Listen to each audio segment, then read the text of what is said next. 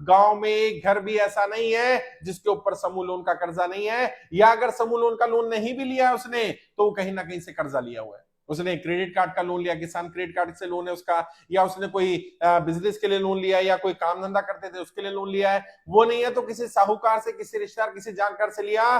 गांव में कोई एक घर भी नहीं बचा जिसके ऊपर कर्जा ना हो। आज आज देश जो है, वो कहते थे भारत कृषि प्रधान देश है, मुझे लग रहा है भारत कर्जा प्रधान देश बन गया है।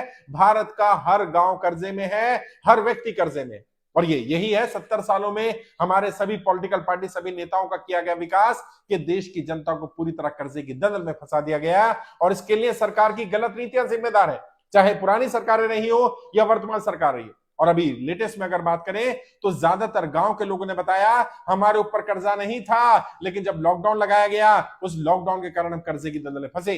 बहुत सारे लोगों ने बताया नोटबंदी के बाद हमें ज्यादा दिक्कत आनी शुरू हुई, और गांव में क्योंकि सामान खरीदना होता है, किसान के पास समय पर पैसा नहीं आता है, केवल फसल के समय आता है, वो भी अगर फसल खराब ना हो तो उस समय पर क्या करते हैं, समूह का लोन ले लेते हैं। 50,000 1 लाख रुपए ले लिए, बच्चे की शादी करनी है, सामान लाना है, दवाई दारू करनी है, जो करना है वो अपने इलाज में खर्च कर लिया।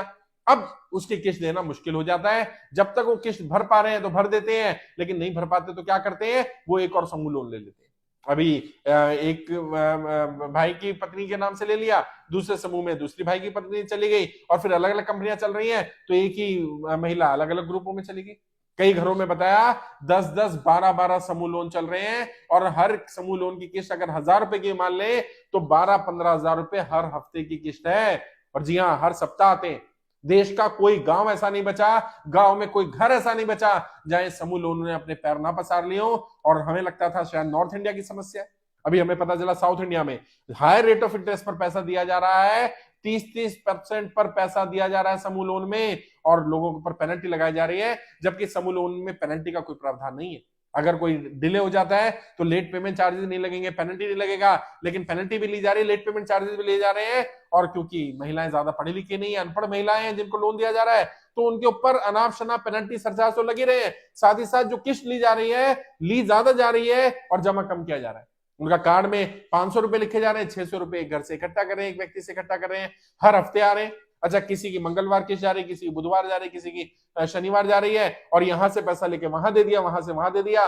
पूरे का पूरा गांव कर्जे की दलदल में फंस चुका है, और कोई इलाज नहीं है। सरकार को अब इनका कर्जा माफ ही करना पड़ेगा, और कोई विकल्प नहीं बचा।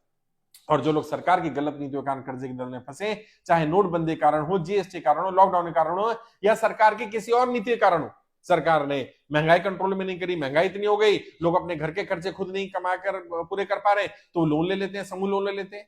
वैसे तो हमने मना किया, हम रिकमेंड करते हैं कि लोन के चक्कर में ना फंसा जाए, लेकिन जो लोग ऑलरेडी इस जाल में फंस चुके हैं, जो सरकार की गलत नीतियों के कारण पूरी तरह गांव के गांव बर्बाद हो गए हैं, और लोग पलायन करने पर मजबूर है। और इससे अगली स्टेज पर क्या होता है, जब व्यक्ति किस्त नहीं भर पाता, जब इतना ज्यादा लोन हो जाता है, तो उसकी घर की महिलाओं के साथ बदतमीजी की जाती है। कई जगह तो साहूकार लोग बोल देते हैं अपनी बहन को, अपनी बेटी को, अपनी बीवी को भेज दो, हम वसूल कर लेंगे। ये समूह लोन वाले, इनके मैनेजर क्या करते हैं, महिला कई बार पुरुष को बताती नहीं, पैसा ले लेती है, तो वो उसके साथ व्यभिचार करते हैं, उसको बुला लेते हैं, 2 घंटे 3 घंटे हम हमारे ऑफिस में आओ, और वहां उसके साथ गलत संबंध बनाते हैं, और फिर उसको ग्राहकों के पास भेजना शुरू कर देते हैं अपनी कमाई करने के लिए। इस तरह का एक गोरख धंधा भी चल रहा है। परिवार के परिवार तबाह हो रहे हैं, बर्बाद हो रहे हैं। देश का कोई गांव, कोई घर ऐसा नहीं बचा जहां पर समूह लोन ना घुस गया हो।